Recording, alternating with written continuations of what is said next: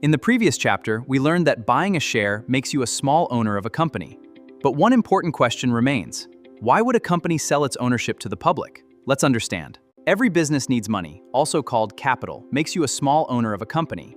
Without capital, even a great business idea cannot grow. The company may need money to build new factories, develop new products, hire skilled employees, buy machines, advertise its products, or expand into new cities and countries. One way to raise money is by taking a bank loan. But loans come with interest payments, and the company must repay the money even if business is not doing well. When a company borrows too much, paying interest every month can become difficult. And the company must repay. High debt also increases financial risk.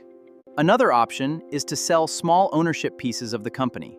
These ownership pieces are called shares. Imagine a company needs 100 crore for expansion. Instead of taking a huge loan, it can sell shares to thousands of investors. Together, investors provide the required money. In return, investors become shareholders. If the company grows, the value of their shares may increase. Some companies also share profits through dividends. The company gets money without increasing debt. This allows it to focus on expanding the business instead of worrying about large loan repayments. There is one important trade-off. When a company sells shares, the original owners now share ownership with thousands, or even millions of investors.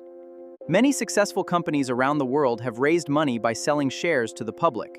This helped them expand faster and become much larger businesses over time. Now you know why companies sell shares. In the next chapter, we'll learn where these shares are bought and sold and how the stock market actually works. Follow the series to keep learning one concept at a time.